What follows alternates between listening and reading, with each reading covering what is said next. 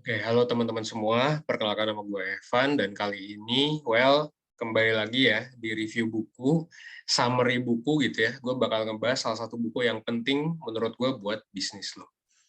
Nah, mungkin lo yang nonton video ini pasti ya udah pengen berbisnis lah ya, karena judulnya juga dan thumbnailnya related sama bisnis. Dan sekarang tuh sebenarnya muncul banyak banget kan bisnis digital gitu, yang mendisrupsi market. Jadi saingan tuh makin banyak sebenarnya kan kalau pengen bikin bisnis. Kompetisi makin keras. Nah, gimana sih caranya buat kita bisa bersaing? Jawabannya adalah buku ini ya, gitu. Dan gue mau ngasih kredit ke Pak Budi Raharjo. Gue banyak nyontek ke dia. Dan sebenarnya gue bakal ngasih banyak referensi juga sih oleh summary yang memang beliau bikin. Gitu ya. Oke, langsung. Nah, sebelum gue masuk juga, perkenalkan nama gue Evan, dan channel ini bakal ngebahas tentang ya self-development, review buku, personal finance, psikologi, dan berbagai hal lainnya. Kalau misalnya lo tertarik, ya silakan langsung subscribe aja. Oke, nah jadi ini adalah rangkuman poin-poinnya. Gue bakal ngebahas tentang zaman dulu sama zaman sekarang tuh beda, gitu ya. Dan gue bakal ngebahas nanti beberapa strategi yang bisa lo lakuin, gitu ya. Dan sebenarnya zaman sekarang itu adalah zaman yang oke banget sih. Oke. Nah, yang pertama gini, buku ini tuh ngebahas sebenarnya sejak tahun 1900-an, gitu ya, kan muncul banyak media, gitu ya, surat kabar, TV, dan lain sebagainya.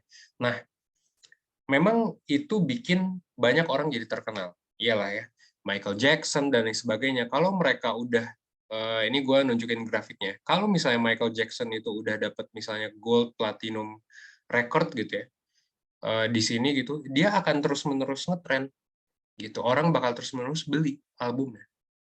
Nah, ini terjadi kenapa? Karena limited ya. Hal yang diproduksi itu terbatas. Bisnis juga sama. Kalau misalnya lo udah tahu dulu misalnya Aqua gitu, Indomie atau mungkin Pepsodent gitu ya, kayak brand-brand yang gede itu ya kalau udah gede dan masuk TV ya udah mereka yang bakal jadi market leader. Karena semua orang taunya itu. Semua orang tuh nonton hal yang sama, membicarakan hal yang sama gitu ya. Karena distribusinya terbatas. Cuma TV atau ya lewat offline gitu ya. Dan makanya ketika sesuatu ngehits ya akan ngehits terus. Nah, itu yang dibahas sama buku ini. Yang pertama itu. Nah, bedanya sekarang adalah semuanya tuh unlimited, ya kan?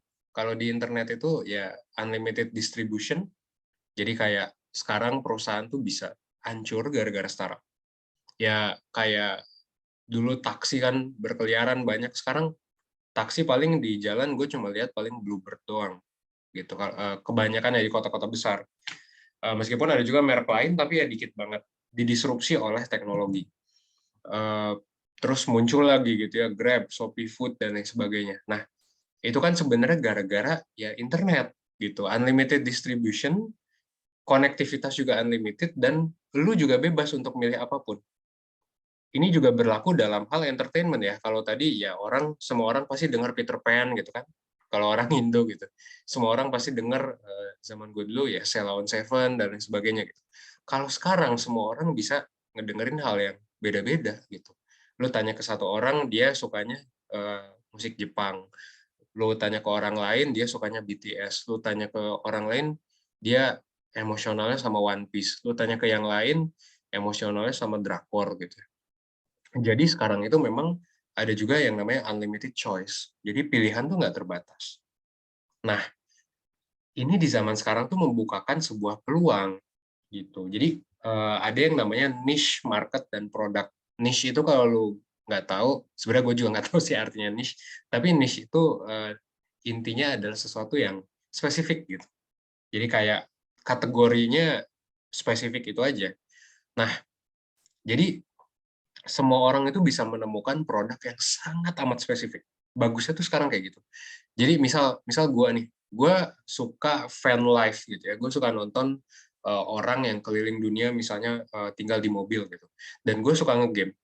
Nah, lu kalau misalnya sama kayak gue suka dua hal itu, lu pasti bakal menemukan ada orang yang suka dua hal itu dan mereka bikin konten gitu ya. Jadi gue nonton ini nih The Fine Print si orang ini. Nah, lu juga sama, mungkin lu ada yang suka anime, tapi juga lu suka, misalnya, gue nggak tahu, misalnya lu suka budaya Inggris gitu. terus ada aja anime yang ngebahas tentang itu kan. Atau lu suka misalnya gaming, terus lu suka fashion gitu. Ada aja orang content creator yang memang di dua hal itu, atau mungkin produk yang beririsan dengan kayak gitu. Nah, yang menjadi menarik adalah individu itu sangat amat diuntungkan dibandingkan perusahaan. Kenapa? Karena individu itu semuanya unik kan. Ya, basically ya semua orang mungkin ada minat yang sama, tapi basically semua orang unik kan gitu. Eh, kalau lu nyamain satu orang dengan satu orang lain itu jarang mungkin ada orang yang sama banget minatnya ya gitu. So memang di zaman sekarang individu sangat diuntungkan, makanya yang sekarang terkenal dan lain sebagainya gitu ya di YouTube biasanya konten kreator tuh individu gitu dibandingkan perusahaan. Kalaupun perusahaan ya gue juga own a company ya 1% gitu. Tapi 1% juga sebenarnya ya gue menunjukkan sisi individu juga kan gitu sebagai presenter dan konten-kontennya juga pakai sudut pandang pertama gitu. Jadi individu itu sangat amat diuntungkan karena setiap individu itu unik dan kalau menurut gue ya setiap individu itu bisa menghasilkan bisnis dari passionnya. Meski passionnya itu bisa jadi nggak penting atau aneh gitu. Zaman dulu mungkin aneh gitu ya. Orang suka dua hal ini. Sekarang lu nyari orang gue nggak tahu ya, misalnya orang yang suka kimia sama orang yang suka fisika digabungin, atau kimia sama fisika sih nggak aneh ya. Misalnya orang suka kimia gitu, terus dia suka main game gitu. Itu kan sebenarnya nggak related. Tapi lu bakal bisa menemukan orang kayak gitu. Dan mereka bisa jadi bikin bisnis yang oke juga di sana. Gitu. Nah, menariknya juga, lah emang setiap passion itu bisa dibisnisin. Nah, ada datanya dari buku ini, gitu ya. Dari buku ini itu dia nunjukin, jadi kan ada platform Amazon sekarang kan, Amazon Prime, iTunes, Netflix dan lain sebagainya. Lu pernah penasaran nggak sih dari semua film yang ada di Netflix atau dari semua lagu gitu? Kayak ini contohnya tuh di Rhapsody Music Downloads ya, karena ini buku lama jadi nggak relate, mungkin sekarang kan orang pakai Spotify. Sebenarnya semua orang sebenarnya semua lagu itu atau semua filmnya itu ditonton sama semua orang nggak sih? Nah, ternyata 98% apa namanya lagu yang ada di Rhapsody ini itu di-download sama orang gitu. Dan sama juga hasilnya di Netflix, di Amazon, itu pasti ada yang beli atau pasti ada yang download atau pasti ada yang nonton. Jadi semua hal itu ada marketnya. Ini yang menarik ya. Meskipun memang ya market leader pasti dapat yang downloadnya paling banyak. Jadi kayak Justin Bieber kan yang pertama nih misalnya. Kalau lo bandingin sama yang kedua, biasanya gapnya jauh gitu. Misalnya Justin Bieber 200.000, yang kedua misalnya Ariana Grande 150.000. Tapi ketika 3, 4, 5, 6 sampai 5.000 gitu ya, itu pasti bakal jauh banget. Tapi semuanya ada marketnya gitu. Jadi anggap aja ada lagu yang menurut lo nggak enak gitu.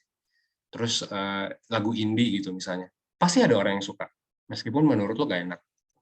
Gitu sih. Jadi semua hal itu ada marketnya. Nah, menariknya adalah ketika kita terus gitu ya, ini kan 5.000 orang, 15.000 orang, 20.000 orang ranking, ini adalah rankingnya gitu ya.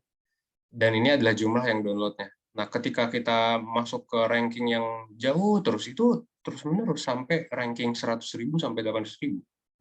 Jadi semuanya itu ada yang nonton meskipun dikit gitu ya, meskipun dikit nggak secuan yang ranking 1 memang ya pasti kalau gua misalnya bikin lagu ya nggak mungkin gue bisa menyanyi Justin Bieber dong, dia market leader gitu kan. Tapi menurut gue yang jadi pesan di sini adalah ya lu mesti bukan mesti sih, lu bisa mengejar passion lu sebenarnya di zaman sekarang. Kenapa? Karena terjadi yang namanya demokratisasi, alias semua orang tuh bisa memproduksi sekarang. Produksi pakai apa sih gue ini? Gue cuman pakai laptop doang cuy, dan pakai PPT ya kan gitu. Jadi semua orang itu bisa memproduksi, semua orang bisa jadi content creator gitu. Terus channel distribusi juga nggak terbatas dan semua hal juga bisa di search dan direkomendasikan, dan direkomendasikannya sama machine learning juga gitu. Jadi YouTube gitu ya, misalnya ini sering banget kejadian di YouTube 1%. Misalnya gue ngepost di 1% tentang depresi, terus lu kebetulan lagi depresi gitu ya misalnya, tiba-tiba lu dapat video itu. Nah, itu kan pakai machine learning dari hasil search lu, dari kebiasaan lu. Oh, ini orang depresi. Oke, gue rekomendasikan. Kata YouTube, gue rekomendasikan video ini. Makanya banyak orang yang bilang, kok video ini direkomendasiin, pas banget. Machine learning, boy, gitu. Jadi sekarang kayak gitu. Nah, dan menurut gue sekarang juga bikin bisnis tuh nggak perlu gede, gitu ya. Nggak perlu gede untuk lo bisa hidup dari bisnis. Lu bikin sesuai passion lu juga untung sedikit nggak apa-apa, ya kan? Gitu. Gue pun dari apa namanya? Gue juga kan punya side project di luar 1%. Gue bikin kelas online, gue bikin webinar dan sebagainya. Untung gue memang sedikit gitu. Kalau dibandingin sama 1% ya, gue mungkin bisa dapet ya berkali-kali lipat lebih lah. Tapi at least sebulan gue bisa dapet ya 3 juta sampai 4 juta misalnya dari sana. Dari ya passion project gue, misalnya gue bikin kelas tentang psikologi dan sebagainya, yang memang passion gue banget. Tapi gue jadi ngerasa lebih fun gitu. Jadi lu bisa aja sekarang resign, ya nggak langsung resign ya, tapi lu bisa bikin video YouTube dan sebagainya, bisnis apapun, dan menemukan market yang tepat gitu ya. Yang penting lu bisa nge-reach market ini, ya of course lu jadi perlu belajar digital marketing, right? Tapi ya bisa dipelajari gitu. Lu tinggal belajar, reach market lu gitu ya, lu bisa dapet UMR cuy, gitu dari sini.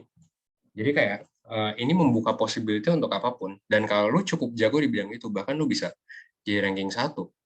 Lu bisa jadi kayak Justin Bieber di bidang lu gitu. Gitu ya. Dan bahkan ini yang menarik ya. Sopir bis yang kita mungkin banyak orang merendahkan lah ya apa namanya profesi. Sekarang lu kalau lihat di YouTube banyak cuy sopir bis, sopir apa yang jadi YouTuber dan mereka mungkin gajinya lebih gede dari lu yang nonton, yang S1 misalnya, dan mereka mungkin nggak S1 gitu ya. Jadi menurut gue ini adalah hal yang sangat menarik dan kayak bagus banget sih buat orang gitu. Dengan hadirnya platform, dengan hadirnya distribusi internet gitu ya. Terus ini juga ternak ayam misalnya dan lain sebagainya, dapat jutaan views gitu. Gue pribadi juga mulai dari passion kan, 1% gitu. Sekarang udah 2 juta subscribers. Ya dimulai dari passion gue terhadap kesehatan mental, gue suka nulis dan lain sebagainya, iseng-iseng. Sekarang akhirnya jadi full time job gitu. Bisa berkali-kali lipat gaji gue yang sebelumnya di perusahaan. Gitu sih. Oke, mungkin sekian ya dari gue. Terima kasih dan jangan lupa buat ya ini call to action-nya adalah subscribe kalau lu suka, dan kedua lu bisa follow Instagram gue. Cari aja nama gue ya, Evan Dehe Nur Rahim. Dan lu juga bisa klik link di deskripsi atau di sebelah ini ya, lu bisa type di browser lu. Kalau misalnya lu pengen baca tulisan gue atau ikut kelas online atau layanan coaching yang udah gue bikin, kalau lu penasaran soal karir lu dan sebagainya, ya lu bisa coaching sih sama gue ya. Kebetulan gue juga adalah certified HR profesional, gue juga ya lulusan psikologi ya, sering ngomongin kesehatan mental juga, ya silakan buat yang tertarik gitu. Nah di sini juga gue bikin bisnis gue sendiri ya, yang memang gue passionate ya, sesuai dengan yang gue share lah gitu. Gue juga mengambil banyak insight dari buku ini. By the way, buku ini di tahun 2007, sekarang udah tahun 2022, berarti udah sekitar gue nggak tahu. Tapi ya thanks lah biar nggak kebanyakan ya videonya, nggak kepanjangan, sorry. Thank you. Jangan lupa subscribe.